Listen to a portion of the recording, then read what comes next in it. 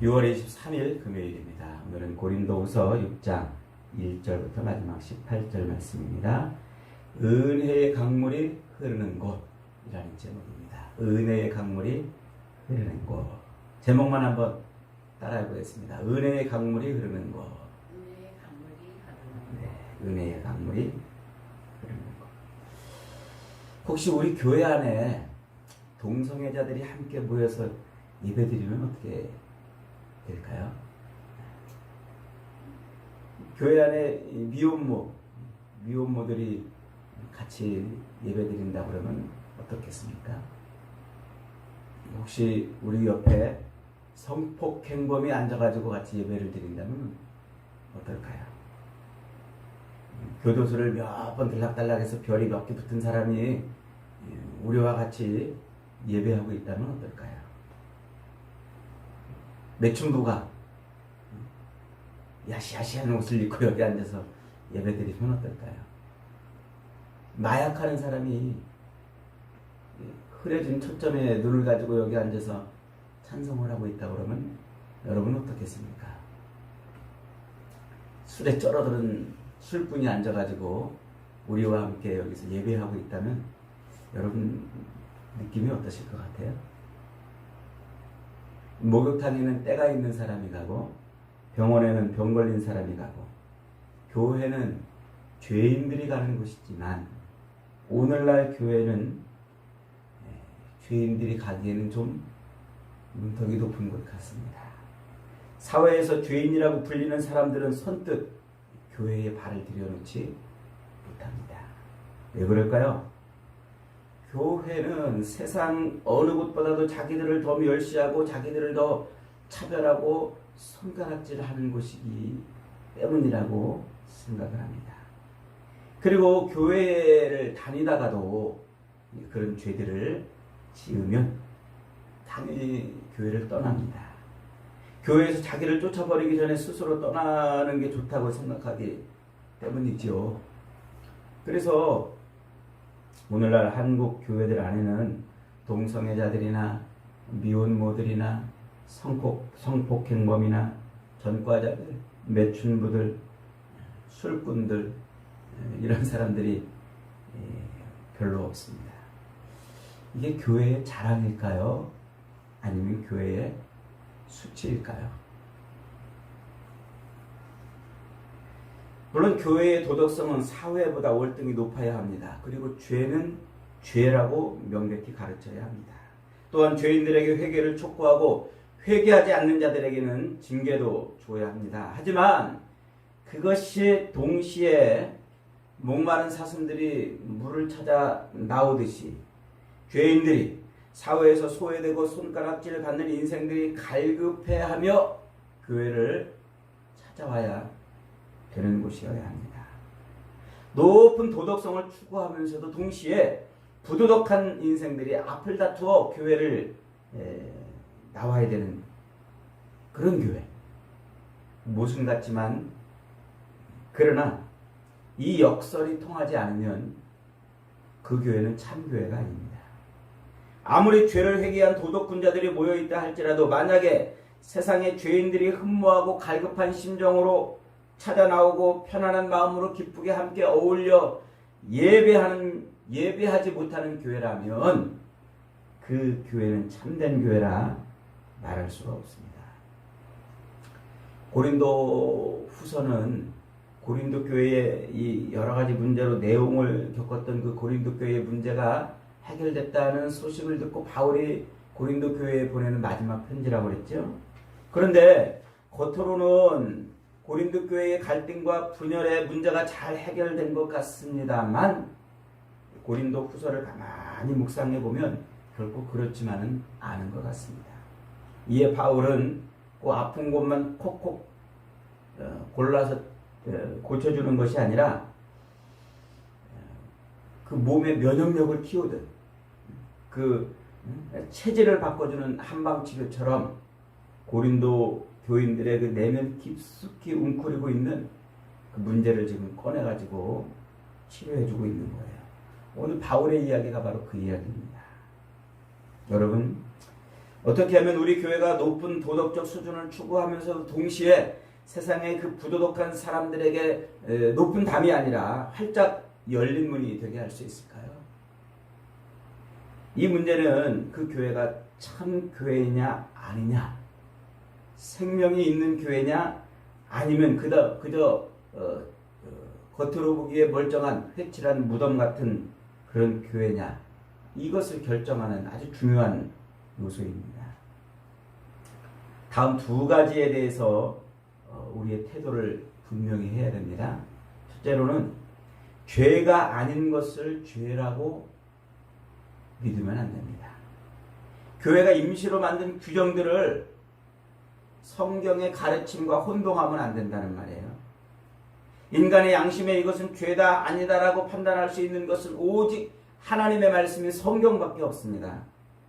인간이 만든 규칙이나 교리나 법률이나 규정들은 다 나름대로 가치가 있고 귀한 것들이지만, 그러나 이것이 사람의 양심을 판단하고 구속할 수는 없습니다. 예를 들면 이거예요. 이런 거예요. 이제 로마 황제를 신으로 섬겨라 하고 로마가 법으로 정했어요. 그리고 그를 경배하라고 명령을 했습니다. 하지만 수많은 그리스도인들은 그 로마 황제를 신으로 숭배할 수 없다고 하며 그 법을 어겼습니다. 그리고 죄인이 되어서 감옥에 갇히고 고문을 당하고 심지어 죽임당했습니다. 그렇다면 그들이 진짜 죄인일까요? 아니라는 거죠. 자기가 살고 있는 나라의 법을 어겼지만 그 법이 하나님의 말씀처럼 인간을 판단할 수 없기 때문에 그를 죄인으로 몰아가면 안 된다는 거예요. 그래서 황제를 숭배하지 않아서 로마 제국의 죄인이 될 수밖에 없던 그 수많은 그리스도인들이 양심으로는 오히려 자유를 누리고 오히려 하나님의 말씀에 순종하기 위해서 고난을 받는다는 이 기쁨과 이 행복으로 가득 차서 죽음 앞에서도 찬송을 부른 것 아니겠습니까?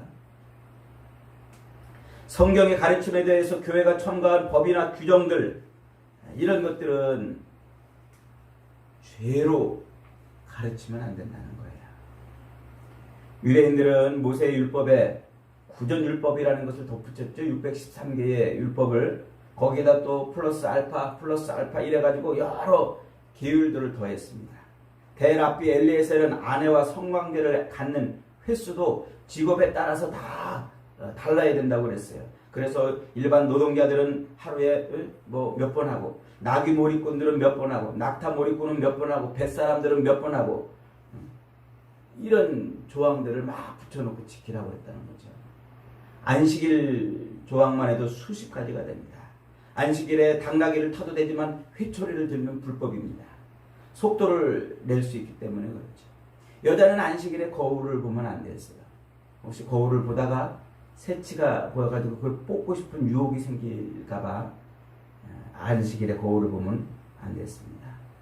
식초를 입에다 넣고 우물우물 이렇게 하면 안 됐어요. 식초를 입에다 넣고 단숨에 꼴깍 삼키는 건 됐는데 우물우물 하면 안 된다고 그랬어요. 왜요? 혀가 일하게 하는 것이라. 그래서 안 된다는 겁니다. 이렇게 유대인들은 자기들이 만든 그런 규정들을 모세의 율법과 같은 똑같은 위치에 놓고 권위를 두고 그것을 다 지키면 의인이요 못 지키면 죄인이라고 낙인을 찍었습니다. 이런 유대인들의 열심을 예수님은 가장 극단적인 책망으로 책망을 하신 것 아닙니까? 그런데 그런 유대인들의 이런 열심은 영국의 청교도인들과 또 미국의 근본주의자들에게 그대로 전수가 되었어요. 그래서 그리스도인들은 술이나 담배를 하면 안 된다. 청바지를 입으면 안 된다. 또 유행가를 부르면 안 된다. 또 껌을 질겅질겅 씹고 다니면 안 된다. 예배 시간에 또 배꼽이 드러나는 옷을 입고 다니면 안 된다. 예배 시간에 박수 치면 안 된다. 주일날에는 오락을 하면 안 된다. TV나 신문을 봐도 안 된다. 주일에는 또 물건을 사고 팔면 안 된다. 여행하고 오락하면 안 된다. 이런 수많은 규정들을 만들어 놓고 그 규정들의 성경 구절들을 하나씩 갖다 붙여가지고 그 규정들이 성경의 가르침처럼 그렇게 만들어버렸어요. 이것은 악한 일입니다. 그런 것들은 교인들에게 아주 나쁜 영향을 끼치는데, 그게 뭐냐면 교인들의 삶을 아주 저급하게 만들었다는 거예요. 하류 문화가 되게 했다는 것이죠. 예를 들어서 술, 담배를 먹지 말라는 우리 교단의 규정이 있어요. 이것은 얼마든지 교회가 그런 규정을 만들 수가 있습니다. 교인들의 경건 훈련을 위해서 교회는 이런 규정도 만들고 저런 규정도 함께 지킬 수 있습니다. 그게 실제로 많은 도움이 됩니다. 우리의 경건에 많은 도움이 됩니다. 특히 술을 금하고 담배를 금하는 금주 금연 같은 경우는 대단히 유익한 규정이죠. 그러나 그것이 마치 성경의 가르침인 양 교인들에게 강요하면 안 돼요. 교회가 임시로 그리고 때에 따라서 상황에 따라서 세운 그 규정을 성경의 가르침과 혼동하게 하면 안 된다는 겁니다. 그것을 못 지키면은 교인들이 죄책감을 갖게 하고, 심한 경우에는 술에 빠져가지고 살다가 교회를 떠나게 만드는 이런 일들을 만들기 때문에 그래요. 그리고 세상 사람들은, 그리스도인들은 술, 담배 안 하는 사람이구나 하는 정도로 여기게 되죠. 그리스도인이 진짜 누군지, 그가 왜 그렇게 사는지를 모르고 그저 그냥 술, 담배 안 하는 사람들인가 보다 이렇게 생각을 한다는 것이죠. 물론 교회가 임시로 그런 규정을 만들고 지킬 수는 있지만 그것 때문에 교회 안에서 양심적인 죄인이 생기면 안 된다는 거예요. 이렇게 흐르는 것을 저급한 문화, 이렇게 말한다고 말할 수 있습니다. 저도 영국의 청교도와 미국의 근본주의 유산을 고스란히 물려받은 장로교에서 태어나서 자랐습니다. 청교도와 미국 근본주의는 우리에게 대단히 큰 유익과 전통과 신학을 전해주었습니다. 그러나 교회에 저급한 문화를 심는 실수도 범한 것입니다. 이런 저급한 문화들이 어느 정도 우리 신앙에 도움이 되는 것은 분명합니다만, 저도 또 그 안에서 자랐기 때문에 어느 정도 세상과 구별된 삶을 살 수 있었다고 생각합니다만, 그러나 저급한 문화는 저급한 문화입니다. 이것은 어느 정도까지만 우리에게 유익이 되지 그 이상의 삶을 살아낼 수 없게 만든다는 거예요. 필립 얀시라는 사람은 그의 책 놀라운 하나님의 은혜에서 이런 멋진 비유를 들었어요. 유대교나 교회가 만든 그런 외면적 규정들은 전봇대에 매달린 가로등과 같은 것이다. 그 아래를 환하게 비추지만 그 빛의 경계를 벗어나는 순간 캄캄해진다, 이렇게 설명했어요. 그러나 그리스도의 참 가르침은 길든 짧든 막대기에 매달린 호롱불이다. 이것은 들고 다니면서 어디나 비추기 때문에 그렇다는 것이죠. 즉, 이 저급한 문화는 성경의 가르침과 교회가 경건의 훈련을 위해서 임시로 만든 그런 규정들인데, 그것들을 성경의 가르침과 혼동해가지고 우리 삶을 죄로 규정해버리면 큰 문제가 발생한다는 겁니다. 두 번째로, 율법이 아니라 은혜로 구원받는다는 사실을 확신해야 되는 거예요. 율법이 아니라 은혜로. 우리 개신교인들이 이 이야기를 모르는 사람들은 없어요. 율법이 아니라 은혜로 구원받는다. 다 이제는 학생들도 다 알아요. 우리는 은혜로 구원받는다고 이렇게 가르치기 때문에. 그러나 실제로는 은혜가 아니라 여전히 우리 교회 안에서 이 율법이 지배하고 있습니다. 예수님이 아니라 모세를 의지하는 것이죠. 여러분은 절대로 아니라고 생각을 하십니까? 여러분, 우리 교회 안에 동성애자나 매춘부나 성폭행범이나 전과자가 없는 이유가 무엇일까요? 어떤 사람이 매춘부에게 이렇게 전도했대요. 교회가 다 그랬더니 매춘부가 이렇게 말했답니다. 이 정도면 충분합니다. 내가 못하러 또 교회 가서 사람들한테 손가락질 받고 조롱받아야 됩니까? 그랬다고 그러지 않습니까? 동성애자나 매춘부나 성폭행범이나 살인자가 죄인일까요? 아닐까요? 그것들은 분명히 성경이 죄라고 규정을 하고 있습니다. 그러니까 그것은 분명히 죄입니다.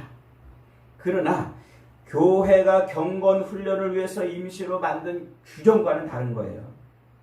그들은 교회에서도 분명히 죄인입니다. 그런데 문제는 그런 죄인이라는 것 때문에 교회에 나오지도 못하고 교회에 머물지도 못한다면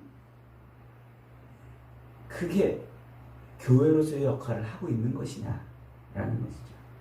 그들의 죄와 우리의 죄가 종류가 다르고 크기가 다르기 때문에 그래서 우리는 교회에 나오고 그들은 교회에 못 나오는 것일까요? 우리가 혼동을 해서 그런 거예요. 혼동을 해서. 은혜로 구원을 받는데 율법으로 실제로는 율법이 통치하는 세상이기 때문에 그래요. 오늘날 한국교회에서 미혼모나 동성애자, 매춘부, 성폭행범이나 폭행범, 살인자 등을 찾아보기 어렵게 된 이유는 교회가 그들을 용납하지 못하기 때문에 그래요. 예수님은 그들을 용서했는데 교인들은 그들을 용서하지 않기 때문에 그래요. 자기들도 온갖 더럽고 악하고 음탕함에도 불구하고 그들을 향해서 손가락질하고 멸시하기 때문에 그래요. 그래서 그들도 교회 가면 교인들이 나를 용서하지 않을 거야 라고 생각하기 때문에 교회를 못 오는 것이죠. 오늘 사도 바울이 고린도 교회를 향해서 외치는 외침이 바로 그겁니다. 1절 2절 한번 읽어봅니다. 우리가 하나님과 함께 일하는 자로서 너희를 권하노니 하나님의 은혜를 헛되이 받지 말라. 이르시되 내가 은혜 베풀 때에 너희에게 듣고 구원의 날에 너희를 도왔다 하셨으니 보라 지금은 은혜 받을 만한 때요 보라 지금은 구원의 날이로다. 하나님의 은혜를 헛되이 받지 말라는 겁니다. 값없이 주시는 은혜를 값없이 받았으니 너희도 값없이 은혜를 베풀라는 겁니다. 그 핵심이 뭡니까? 용서예요. 그리고 용납입니다. 용서와 용납. 다른 사람이 내가 하나님의 은혜로 용서받아서 그 모든 죄를 용서받고 탕감받아서 주님 앞에 나왔으니 다른 사람이 지은 그 죄도 용납하고 용서하라는 거예요.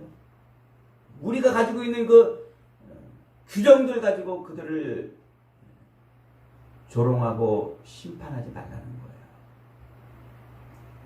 예수님이 이런 비유를 말씀하신 적이 있죠. 어떤 사람이 1만 달란트 빚을 졌어요. 1만 달란트. 그런데 그 1만 달란트 빚진 사람을 도무지 갚을 수 있는 능력이 없어서 그 빚을 탕감해줬어요. 1만 달란트 빚을 탕감해줬다 이 말은 용서해줬다, 덮어줬다, 눈 감아줬다 이런 말입니다. 없는 것처럼 눈 감아줬다. 그러니까 이 탕감받은 1만 달란트 자기가 도무지 평생 죽어도 갚을 수 없는 그 빚을 탕감받았으니 얼마나 감사하겠습니까?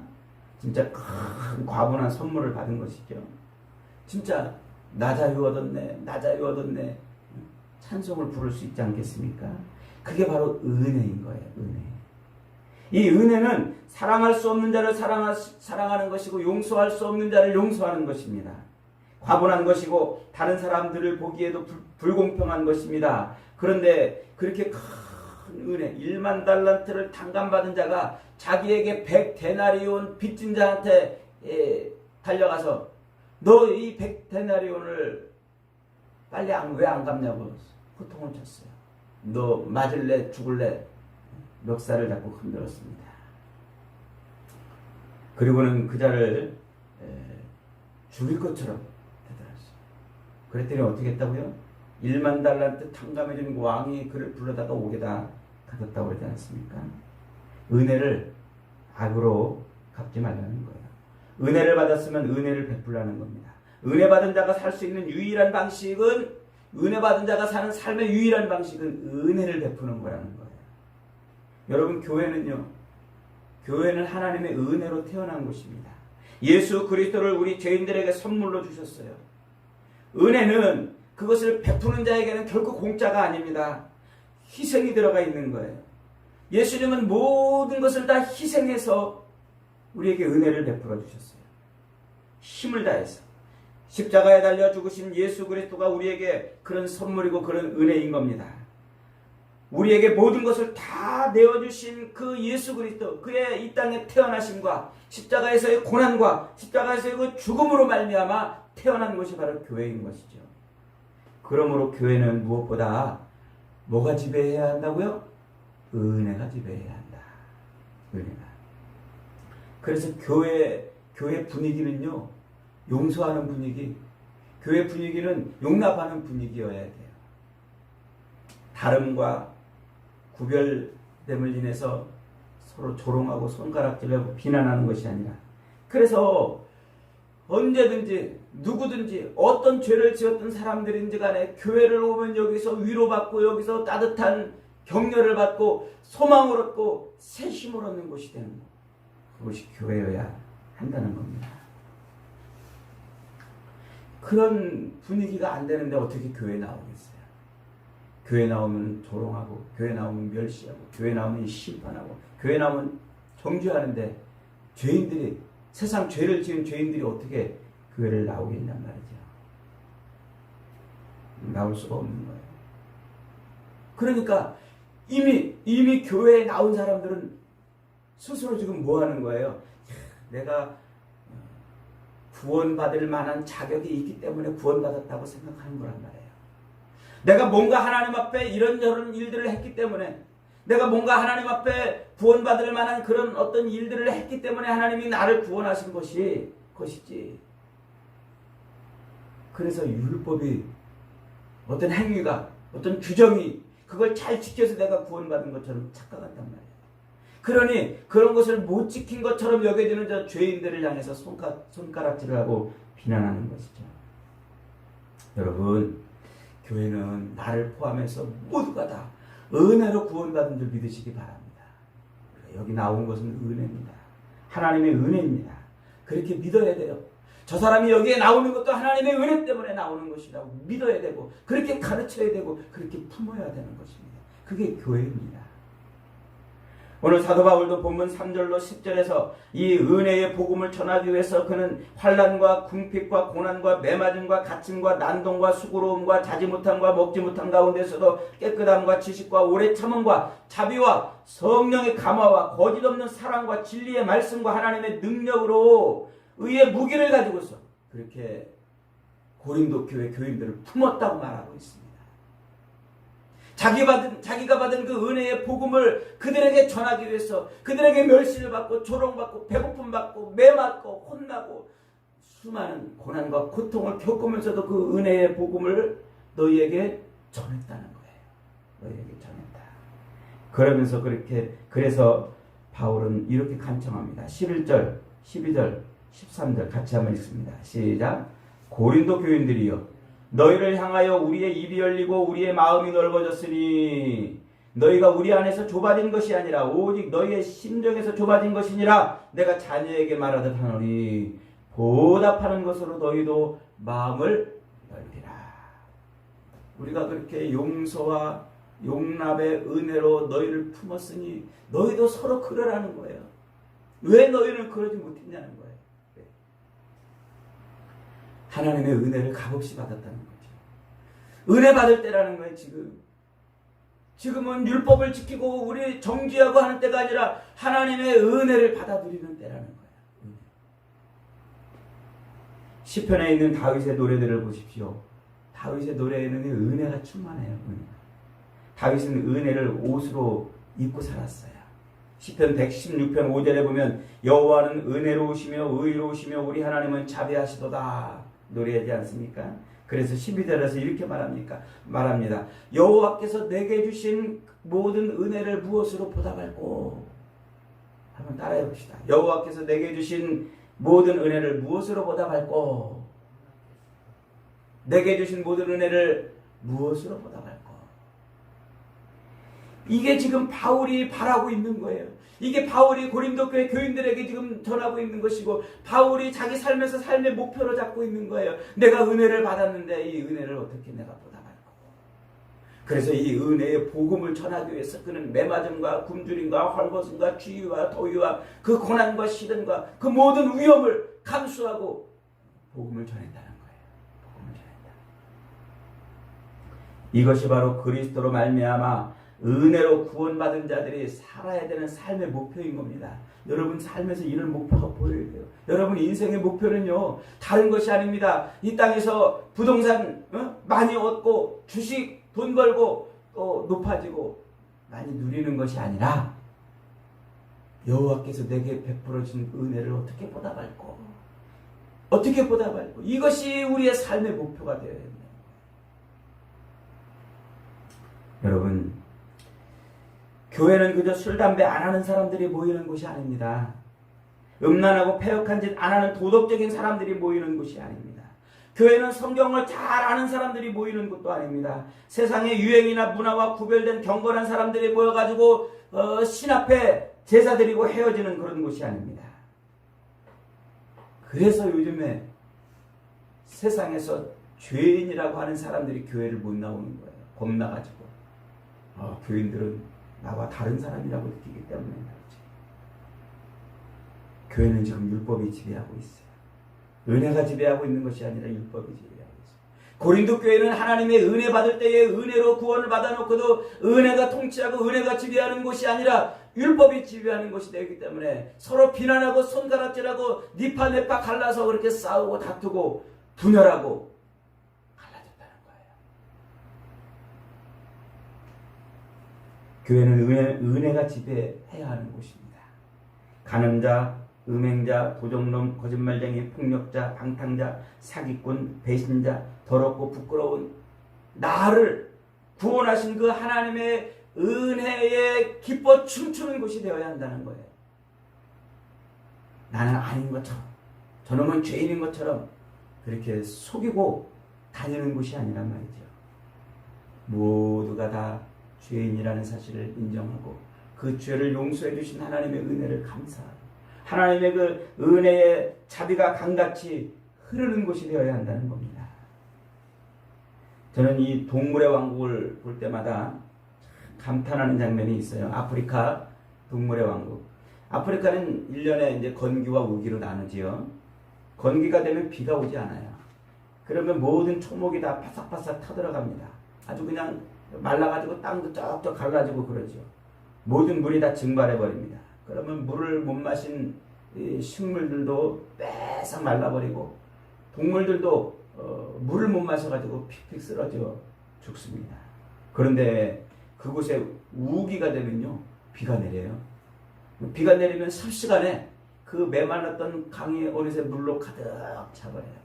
그러면 푸릇푸릇 생기가 돋아나고 그 강물이 흐르는 곳마다 초목이 살아나고 그 강물로 수많은 동물들이 모여듭니다. 생명이 춤추는 곳이 되는 거죠. 너무나 기가 막힌 광경입니다. 우리 교회에도 그런 성령이 바람에 불고 우리 교회에도 성령의 은혜의 강물이 흐르기를 소망합니다. 우리 교회에도 그렇게 은혜의 강물이 흘러서 그 은혜의 강물 안에서 모든 죄인들이 함께 춤추고 함께 노래하고 생명의 축제를 벌이는 곳이 되기를 소망합니다. 여러분, 교회는 은혜의 강물이 흐르는 곳이 되어야 합니다. 하나님 앞에 받은 그 은혜를 또 나누고 또 나누고 또 나눠서 죄인들이 구름대처럼 몰려오는 그런 은혜의 강물이 흐르는 곳, 그것이 교회가 되어야 한다고 사도 바울은 지금 외치고 있는 거예요. 오늘 저와 여러분들이 은혜로 구원받았으니까 이 은혜를 강같이 더 흐르게 해서 모든 죄인들이 달려와서 함께 하나님의 은혜를 기뻐하고 감사하고 찬송하는 은혜의 강물이 흐르는 교회로 만드는 아름다운 인생들이 다 되시기를 주님의 이름으로 축복합니다. 아멘.